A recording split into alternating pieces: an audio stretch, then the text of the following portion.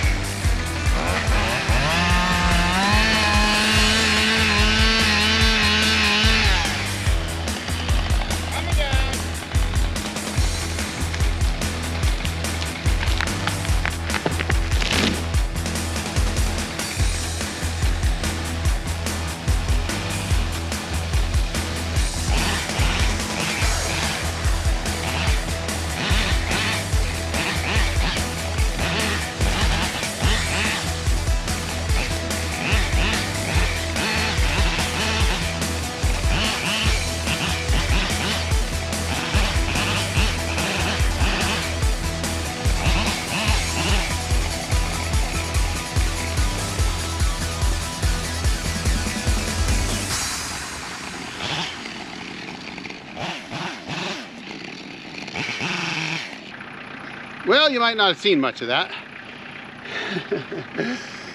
Oh, that one, I kept reading that tree and I kept thinking it either wanted to go up where the other one went or down here. But the heavy branches were to this side more.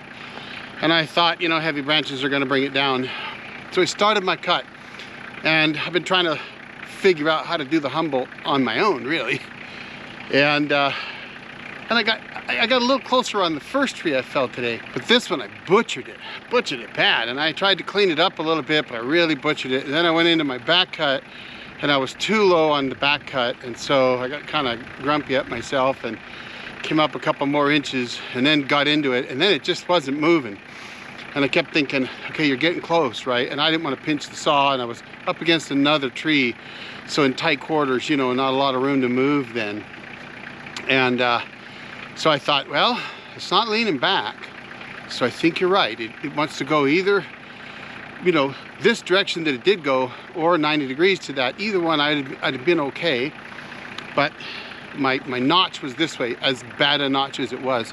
So I just kept kind of burping it a little bit more, just kind of burping it, trying to get it in there a little bit, get to that hinge, because with the hinge, I figured it's gonna go where I want it to, not where it wants to go, although I've been wrong about that in the past. So anyway, got it right where I wanted it, so that was good. Got it mostly limbed and bucked up. Now, time to clean that mess up. There's one more in that batch. And it's right there. Directly ahead of us, right there. And it's leaning uphill. So I think I should be able to follow it between the one to the left and the one to the right uphill. But it's a little breezy, so we'll see. But I do think I could follow it that way, and that would be the third one that I was gonna fall right here. And I think for the bigger wood today, that's probably all I'm gonna fall is those three. I got lots of small ones to bring down, but now we've got a ton of slash to burn. So the mission now is to get this all picked up and get the slash down to the burn pile and get it burning so we can get all the slash cleaned up and burned today. And that's something that without the tractor with the grapple in the past was a lot of work. It took a lot longer to do, and so I ended up often having to leave on a weekend and not getting all my slash picked up because I've got this crazy jarhead mentality. Maybe it's something else, but that I just work till I gotta go. And what I should have been doing in the past was fall one, clear the slash, fall one, clear the slash. I always thought, hey, fall 3 or 4 and then worry about the slash. Not really a good system. So today it's fall one, clear the slash, and that's what I gotta do now. So time to get to it. Let's get her done.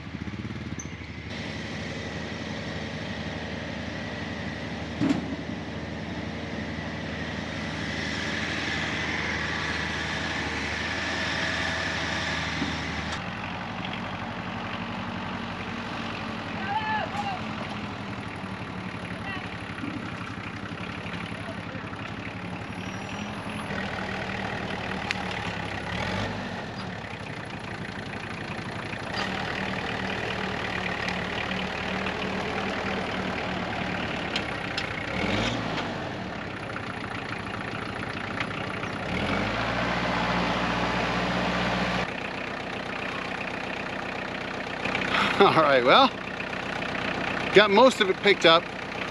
Still got something to go, but you know what, folks? I'm hungry. Hungry. Time for lunch. I think I'm gonna cut some of my homemade sourdough. If you don't know, I make sourdough. Well, I make all breads, but sourdough is my favorite, and I'm gonna cut some slices of sourdough and slather on the meat and cheese and mayo and everything else. Chow down because I'm hungry. Hungry like a bear. And then we'll come back and finish picking up all this. It's a bit breezy now, so I don't want to have too big of a slash fire. Keep it down low, and I won't fall trees because frankly I'm not that good at it. I won't fall them when there's a bit more of a breeze like this where it can push the tree. I have a hard enough time reading them anyway, and I've tried all the different tricks. And I mean, this one I fell right where I thought it really wanted to go and where I wanted it to go. I just butchered it putting it there, but you know, happens, right? I'm not a pro. I ain't no Buckin' Billy Ray or Michael Wilson, that's for sure. Heck, Rick and Tim are probably twice as good as, maybe 10 times as good as me. I'm a hack job, folks. When it comes to falling trees, don't watch me for chainsaw maintenance, sharpening chains, falling trees, because I'm probably one step better than the guy with the Poolin' Pro. Ooh, that's scary. I mean, I've felled a lot of trees. Well, not a lot in terms of if you were a professional faller, you probably fell more in a day than I do in several years. But I've probably felled 100 trees, maybe more. Usually I get it right, but I butcher them every time. I've just never been really good at getting my wedge cuts, whether it's the weird up top one that I learned originally where you come down from the top, or whether it's a Humboldt coming up from the bottom. And with my big saw, I do find the Humboldt on big trees is a lot easier to flip the saw over and come up. You know, I just don't always get my angle right. But, you know, it is what it is, folks, but I'm hungry, so I'm gonna take this load of slash down to the fire, start that burning, make myself some lunch, and chill out and relax. And then I've got a bunch of trees over there that all came out of this. So I need to cut those at least in half or thirds so that we can haul them down. They're full length and they get caught up. So, you know, it's easier just to buck them in half. They're small saplings. Well, some of them are probably 30 feet, but so we got to get those down, get all this cleaned up as best we can, and I think we'll call it here for now once it's all cleaned up. I do have that one there right in front of us that I want to fall, but honestly I don't fall it when it's breezy like this, and I got enough slash to burn today anyway. I got a bunch of logs now at the mill that I need to mill up, and I got some plans to make some benches, so I'm gonna go have lunch and then we'll figure it out from there. Come along for the ride.